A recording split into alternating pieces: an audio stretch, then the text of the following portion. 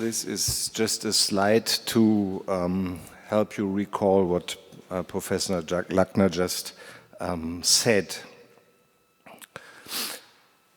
That the practices that we wish to examine under the working term esoteric continue to receive a high attention by cultural and social anthropologists and also other disciplines is probably so because previous predictions of secularization, and Professor Trinček has already mentioned this in his greeting, previous predictions of secularization have proven inaccurate for many contexts. The field of ideas and practices, of which esoteric practices are a part, seems permanently emergent, differentiated, and it shifts in response to each new set of circumstances. Perhaps it is in this that their resilience can be revealed. We assume that these practices are always contextual, they are situationally adaptive, and therefore cannot be studied just abstractly under one umbrella concept of esotericism. And therefore it is necessary for our project to bring together researchers who come from various cultural contexts, who study very different practices in different parts of the world, and who also apply different methodologies or methodological approaches to their respective fields of research.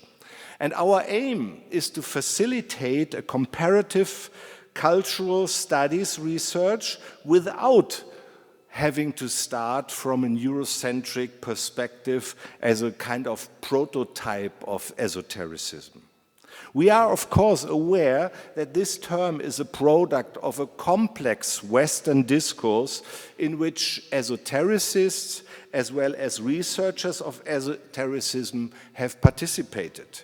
And we are also aware that we are part of this discourse.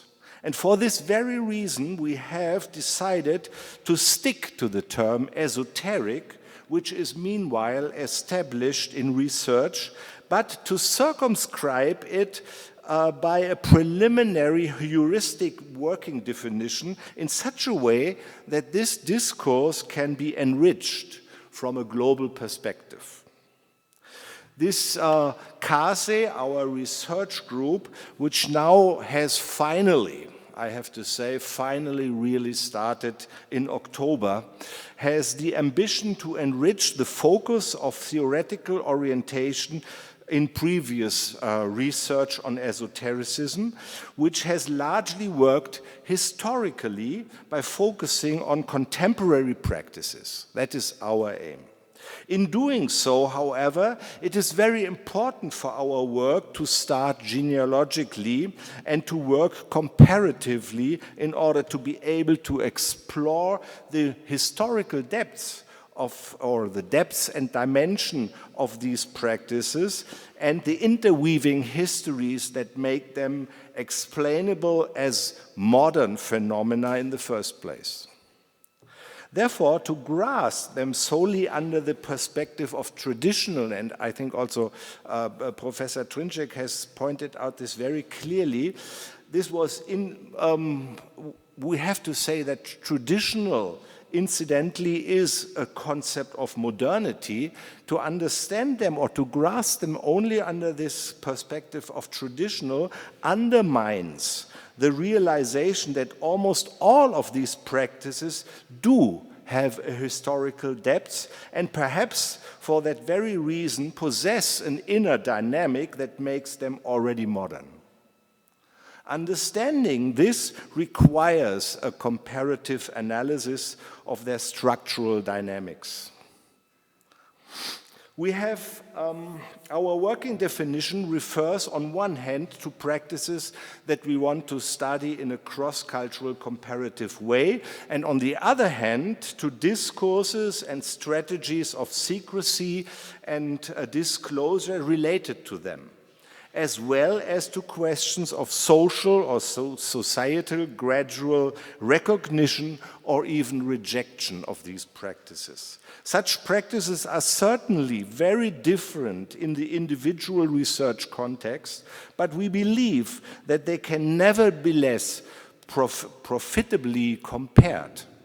And we have developed an ethic and polythetic working definition of esoteric practices with these 4 aims, as you can see, of these 4 criteria. So we are interested in practices that aim to identify and influence present or future life events. Secondly, special knowledge, lengthy training or special skills, specialists or expert status. Strategies of containment and secrecy of practice knowledge.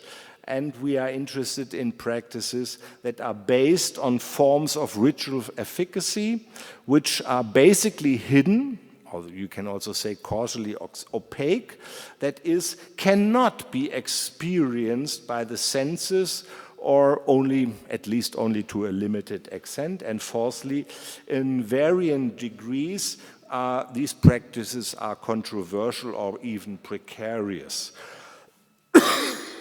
Excuse me.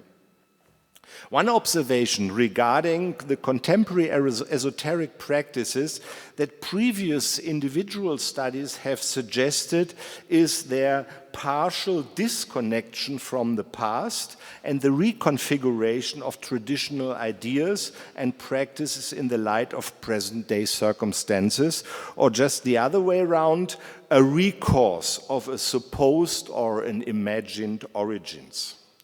We therefore do not assume that possible points of comparison are fixed or even static.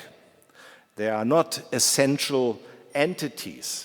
And therefore we have developed a multi-perspectival matrix to serve as the first basis for joint comparative work in our research group. And Bernd Otto will introduce this in a couple of minutes. The comparative process can be developed into a dynamic endeavor in such a research group as ours when it is precisely not fixed on morphologies that are only repeated context specifically and fixed beforehand. And this intersection of context-specifically content with cumulative and newly generated reference points enables innovative ways of accessing esoteric practices in a global perspective, and Dominik Müller will now continue to explain this.